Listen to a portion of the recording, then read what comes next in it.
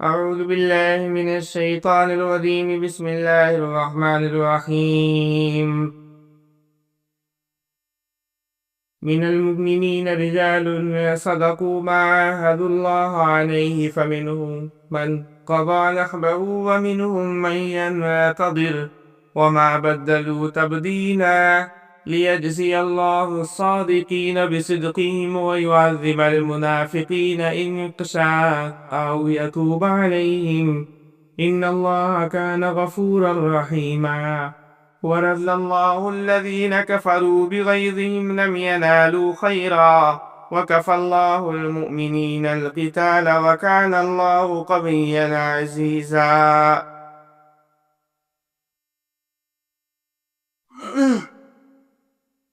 اللہ تبارک و تعالی رسول اللہ صلی اللہ علیہ وسلم کی راستوں کو یعنی آپ صلی اللہ علیہ وسلم کے طریقے کو سب سے بہترین راستہ بتلایا، اور انسان کی کامیابی اسی راستے پر ہو سکتی ہے۔ اس سے الگ ہو کر کے اگر آپ کوئی کام کریں گے کامیابی نہیں ہوگی، ناکام ہو جائیں گے آپ۔ یہاں اگر کامیاب بھی ہو گئے تو یہاں سے جانے کے بعد آپ کو ناکام ہو جانا ہے۔ اصل کامیابی آپ صلی اللہ علیہ وسلم کے طریقے میں ہے، جو صحابہ کرام رضوان اللہ تعالی علیہم اجمعین کی زندگی میں پیوستہ تھا۔ اللہ تبارک و تعالی ان لشکر کا بھی تذکرہ فرمایا جو غزوہ احزاب میں سے آتے، اور ایمان والوں کا بھی تذکرہ فرمایا کہ ایمان والے وہ ہیں کہ جو اللہ تعالیٰ سے اور اللہ کے رسول سے جو عہد کر لیے اس کو پورا کر رہا ہے۔ تو ایمان والے وہ ہیں جو اللہ اور اللہ کے رسول سے وعدے کیے، عہد کیے، پیمان کیے، اس کو پورا کر رہے ہیں۔ یعنی کیا وعدے ہیں کہ اللہ کا جو حکم ہوگا اس پر عمل کریں گے، رسول اللہ صلی اللہ علیہ وسلم کے جو طریقے ہوں گے اس پر بھی ہم عمل کریں گے۔ اللہ کی بات جو ہوگی اس پر بخوشی رضا ہم بات مانیں گے، اور رسول اللہ صلی اللہ علیہ وسلم جو طریقہ دنیا سے بتا کر کے چلے گئے دنیا میں، اس طریقے کو بھی اپنائیں گے پوری زندگی، چاہے کسی بھی معاشرے میں ہو، کسی بھی سوسائٹی میں ہو، یا کسی بھی چیز میں ہو۔ ایسا نہیں کہ اپنا من موجی کریں گے، شادی بیاہ ہوا تو اپنا من موجی کر لیے، نہیں، پھر آپ پھٹ گئے راستے سے۔ اسی طریقے سے آپ سنت کی بات آئی تو سنت پر عمل کرنے کی بات آئی تو آپ نے داڑھی رکھ لیا، کٹا لیے، تو آپ کے اتنا بڑا ناہنزار کوئی ہے ہی نہیں، سمجھے کہ ایک مشت تو داڑھی رکھ دی آپ سنت کے مطابق، پھر اس کو چھپٹوا لیے۔ کیا کیا آپ نے؟ رسول اللہ صلی اللہ علیہ وسلم کے دل پر چھری چلا دیا آپ، سمجھے؟ یہ آپ راستے سے ہٹ گئے، گمراہ ہے آپ گمراہ ہے، راہ راست پر نہیں ہے۔ رسول اللہ صلی اللہ علیہ وسلم کا جو طریقہ ہے وہ سب سے بہترین طریقہ ہے کہ ہر چیز میں آگے آیت آئے گی ازواج مطہرات میں سے، آپ صلی اللہ علیہ وسلم جب خیبر کو فتح کر لیے، یعنی بنو قریظہ بنو نذیر یہ یہودیوں کا قبیلہ تھا، جب اس کو فتح کر کے آئے تو مسلمان آسودہ ہو گئے۔ آسودہ کا مطلب یہ کافی دولت مند ہو گئے، اس لیے کہ ان سب سے جو فتح کر کے آئے تو کافی مال حاصل ہوا، اور سب مسلمان میں جو تقسیم ہوا، صحابہ کرام کو جو تقسیم ہوا اور جو دوسرے لوگوں کو تقسیم کیا، رسول اللہ صلی اللہ علیہ وسلم تقسیم کرتے تھے، اپنے گھر میں نہیں رکھتے۔ ازواج مطہرات بھی آپس میں مشورہ کر کے یہ مشورہ کر لی کہ اب ہم حضور کے پاس جائیں گے سب آدمی اور کہیں گے کہ ہمارا بھی نان و نفقہ زیادہ کر دیجیے، اتنا میں گزارا نہیں ہو رہا۔ اب حضور صلی اللہ علیہ وسلم کو یہ بات اتنی ناگوار گزری کہ آپ صلی اللہ علیہ وسلم کافی غصے میں آ گئے، سمجھے، اور کہا کہ یہ تو مہینہ تک کہ ہم تم لوگ کے پاس نہیں آئے۔ ایک مہینہ آپ صلی اللہ علیہ وسلم ایک الگ کمرے میں، یعنی مسجد نبوی کے کسی صحن میں یا کسی الگ کوٹری میں آپ آرام کرنے لگے، ایک مہینہ تک کہ آپ نہیں آئے، اور آپ صلی اللہ علیہ وسلم کے اوپر غصہ ظاہر ہو رہا تھا۔ صحابہ کرام حضرت عمر فاروق، حضرت ابو بکر رضی اللہ تعالیٰ عنہ سمجھ گئے کہ بات کچھ عجیب و غریب ہوئی ہے، تب رسول اللہ صلی اللہ علیہ وسلم غصے میں ہیں۔ اب حضرت ابو بکر صدیق رضی اللہ تعالیٰ عنہ اپنی بیٹی حضرت عائشہ رضی اللہ عنہا کو جا کر کے ڈانٹ رہے ہیں کہ تم لوگوں نے کیا کہہ دیا رسول اللہ صلی اللہ علیہ وسلم. حضرت عمر رضی اللہ تعالیٰ عنہ اپنی بیٹی حضرت حفصہ کو جا کر کے ڈانٹ رہے ہیں کہ کیا کہی ہے، دھمکا رہے ہیں کہ تم کو یہ معلوم نہیں کہ رسول اللہ صلی اللہ علیہ وسلم کو تکلیف دینا، حالانکہ ان کا ارادہ یہ نہیں تھا کہ ہم تکلیف دے رہا ہے، بلکہ یہ لوگ شہزادی تھیں، امیر گھرانے سے تعلق رکھنے والی تھی. آپ صلی اللہ علیہ وسلم کی جتنی بھی ازواج تھیں، مطہرات تھیں، بیویاں، وہ سب بڑے رئیس گھرانے سے تعلق رکھتی تھی. ام حبیبہ حضرت سفیان کی بیٹی تھی، اور سفیان قبیلہ قریش کا سردار، ناز و نخرے میں پلی ہوئی. حضرت عائشہ رضی اللہ عنہا حضرت ابوبکر صدیق رضی اللہ تعالیٰ عنہ کی بیٹی، وہ بھی بڑے گھر کی تھی. حضرت حفصہ بھی حضرت عمر رضی اللہ تعالیٰ عنہ کی بیٹی، وہ بھی بڑے گھر کی تھی، رئیس گھر. رسول اللہ صلی اللہ علیہ وسلم کی صحبت میں آئے یہ لوگ تو سارے مال کو قربان کر. حضرت خدیجہ تھیں، سارا مال قربان کر لے لیجیے جیسے خرچ کرنا ہے، اور آپ اپنے پاس سے کاتے نہیں تھے. بعض دفعہ ایسا ہوتا تھا کہ 2 مہینہ چولہا نہیں چلتا تھا، کھجور اور پانی پر زندگی بسر ہوتی تھی آپ صلی اللہ علیہ وسلم کی اور ازواج مطہرات کی. اب مال غنیمت آ رہا ہے تو آپ اپنے پاس نہیں رکھ رہے ہیں، مار دے رہے ہیں. اور کچھ رکھے بھی ہیں اپنے پاس. اب کوئی محتاج آ رہی ہے، کہا کہ دے دیجیے، کئی دن سے بھوکے ہیں، دے دو، ایک روٹی بھی ہے دے دو. کیا اللہ کے رسول صلی اللہ علیہ وسلم آج دوپہر میں کھانے کے لیے نہیں ہے ہم لوگ کے پاس، کہا کہ اللہ تعالیٰ انتظام کرے گا. اب یہ بات ہوئی تو آپ صلی اللہ علیہ وسلم ناراض ہوئے، الگ ہو گئے. تو اس کو آیت تخیر کہتے ہیں. تخیر کہ آپ جب ناراض ہوئے تو غصہ ہو گئے، کہا اختیار دے دیا، یا تو تم طلاق کا مطالبہ کر سکتی ہو ان سے، یا پھر اسی حال میں زندگی گزارنا پڑے. تو وہ ازواج مطہرات کہ اللہ کے رسول صلی اللہ علیہ وسلم ہمارا یہ مقصد نہیں تھا. ہمارا مقصد تو یہ تھا کہ کچھ آسانی ہمارے ساتھ مل جاتی. سب لوگ خوشحال ہو گئے ہیں، تنگ دست میں تھے تو ہم نے تو کبھی مطالبہ نہیں کیا تھا. کہا کہ نہیں، نبی کی بیوی کے لیے، نبی کے گھرانے کے لیے یہ زیبا ہے ہی نہیں کہ وہ عیش و عشرت کی زندگی جی. اللہ تعالیٰ کہہ رہا ہے کہ آپ کا اجر وہاں ہے، دنیا میں آپ کے لیے نہیں ہے، دنیا میں کچھ حصہ نہیں. آئے بھی تو آپ اس کو وقت کر دیے، بانٹ دیجیے، دے دیجیے، تو وہ جمع کرنے کے لیے نہیں ہے. پھر آپ صلی اللہ علیہ وسلم 1 مہینہ گزر گیا. اگر آپ اسی طریقے سے غصہ رہتے تو طلاق ہو جاتا، لیکن آپ کی ازواج مطہرات جو ہے کہ خود بخود آئیں اور آپ صلی اللہ علیہ وسلم سے معافی مانگی اور آپ صلی اللہ علیہ وسلم کو راضی کر لی، اور کچھ ہنسی مذاق کی بات کی، جس سے یہ سسٹم صحیح ہو گیا. اگر کوئی آدمی اپنی بیوی سے غصہ ہو جائے تو 3 مہینہ اگر غصہ ہے تو طلاق آٹومیٹک ہو جائے گا. غصے کی حالت میں اس نے کہا لڑائی جھگڑا ہوا، اگر جاؤ تم سے بات نہیں کریں گے. اب 3 مہینہ اسی حال میں گزر گیا، 3 طلاق ہو گیا. اب کوئی پردیس کمانے گیا ہوا ہے، غصے کی حالت میں نہیں گیا ہے. اگر آپ کو جھگڑا بھی ہو جائے تو 1 مہینہ سے پہلے آپ اس سے کیا کر دیا، بوسو کنار کر لیجیے، اپنے باہوں میں لے لی، چھو دیجیے اس کے بدن، تو کیا ہو جائے گا، آٹومیٹک آپ کے نکاح میں آ جائے گا. 1 طلاق 1 مہینہ گزرے گا کہ 1 طلاق ہو جائے. یہ سسٹم ہے. پھر آپ کے پاس آتی زندگی میں صرف 2 طلاق باقی رہ جائیں گی. پھر دوسرا مہینہ بھی گزرے گا تو 2 طلاق ہوگی. آپ دوسرے مہینے کے بعد اگر آپ آئے ہیں راضی کرنے کے لیے تو آپ کو نکاح کرنا ہوگا، لیکن یہ طریقہ لوگوں کو معلوم نہیں. اسی لیے لڑائی جھگڑا رسول اللہ صلی اللہ علیہ وسلم ارشاد فرمایا کہ 3 دن سے زیادہ غصہ رہنا ایمان والے کی شان ہے ہی نہیں. من المؤمنین رجال صدقوا ما عاهدوا الله علیہ فمنهم من قضى نحبه ومنهم من ينتظر. اب جو غائب ہو گیا ہے کوئی کسی کا شوہر تو اس کے لیے الگ مسئلہ ہے، اس کو نہیں ہوگا، وہ انتظار کرے گی تقریباً 10 یا 12 سال، سمجھے، 8 سال 4 سال. شریعت میں اس کو گنجائش ہے کہ وہ بے اختیار ہے، غائب ہو گیا، کہیں گم ہو گیا، پتہ نہیں ہے بیوی کو بھی.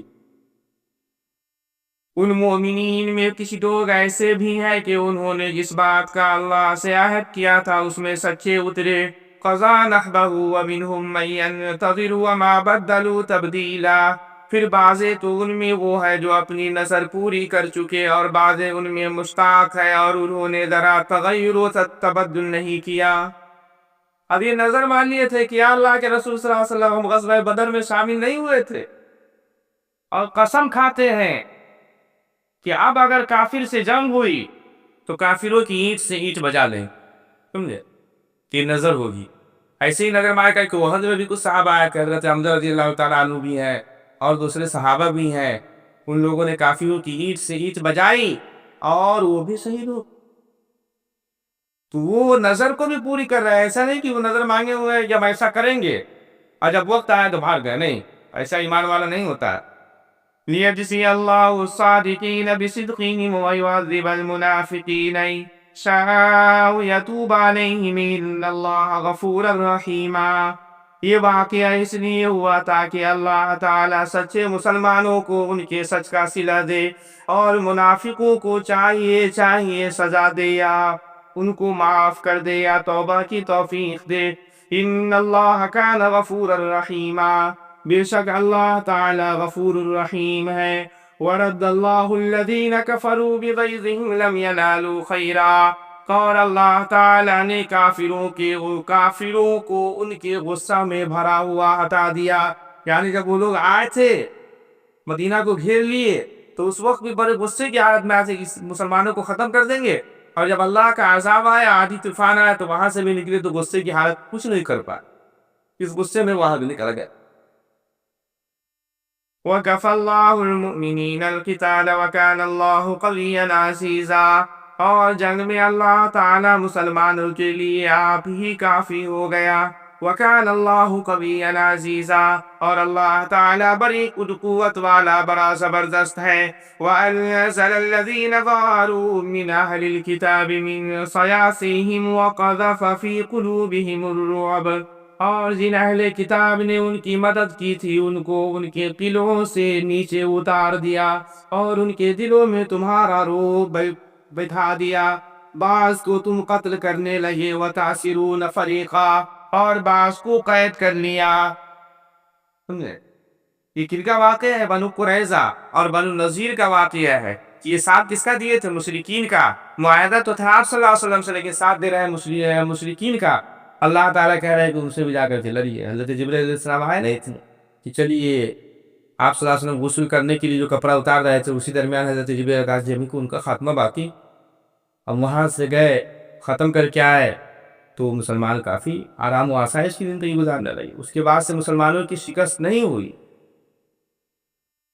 شکست حضرت علی رضی اللہ تعالیٰ عنہ، حضرت امیر معاویہ کے زمانے میں مسلمان آپس میں لڑ گئے تھے۔ وہ وَأَوْرَثَكُمْ أَرْضَهُمْ وَدِيَارَهُمْ وَأَمْوَالَهُمْ وَأَرْضًا لَّمْ تَطَئُوهَا وَكَانَ اللَّهُ عَلَىٰ كُلِّ شَيْءٍ قَدِيرًا، اور ان کی زمین اور ان کے گھروں اور ان کے مالوں کا تم کو مالک بنا دیا، اور ایسی زمین کا بھی جس پر تم نے قدم نہیں رکھا، اور اللہ تعالی ہر چیز پر پوری قدرت رکھتا ہے۔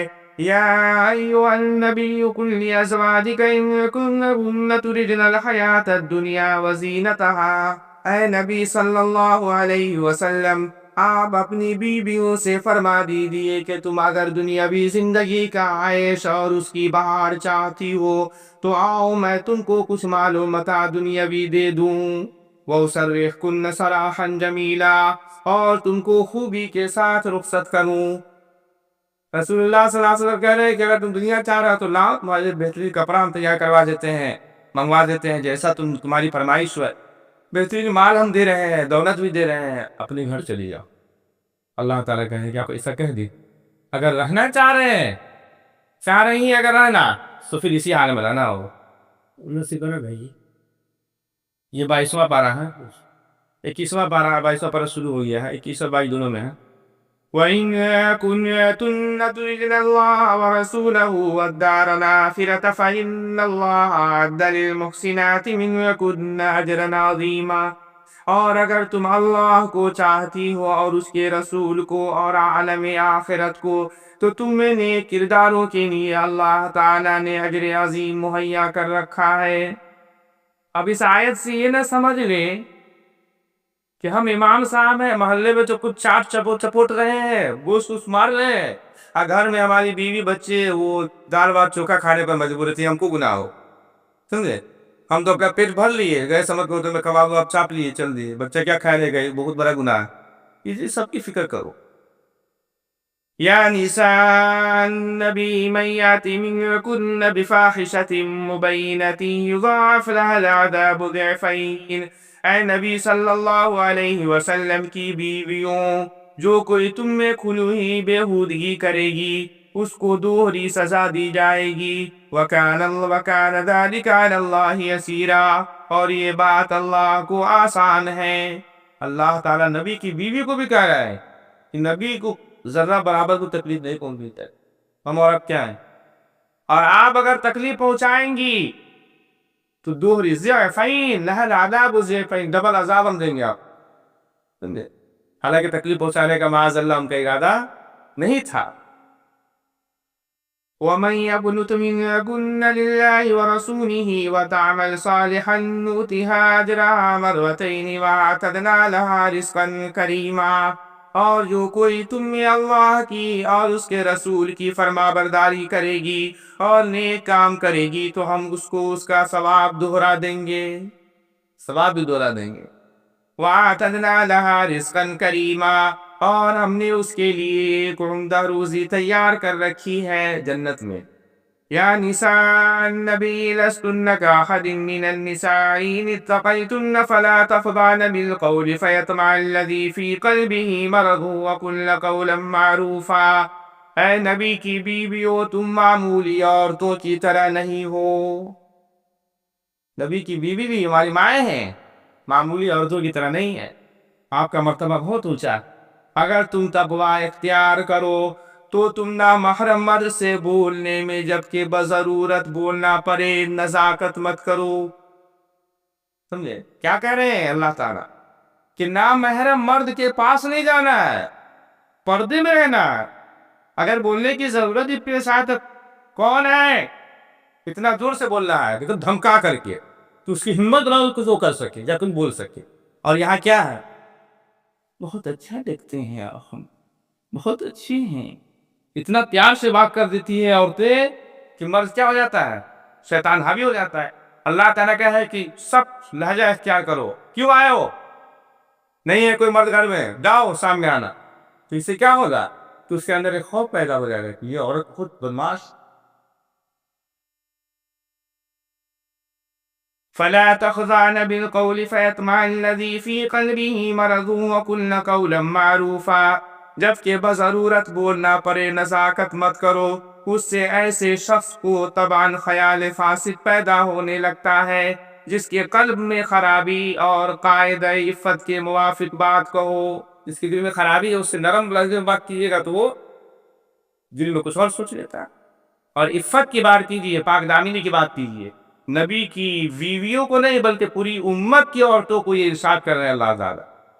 عورتوں کے لیے گھر سے نکلنا ناجائز ہے، بغیر شوہر کے، بغیر محرم کے اور بغیر پردے کے نہیں نکلنا ہے۔ عورت کی آواز میں بھی پردہ۔ دعا کی پردے پیچھے عورت ہے۔ دعا کیجیے کہ اللہ تعالیٰ سب کو ایمان کے ساتھ زندگی گزارنے کی توفیق عطا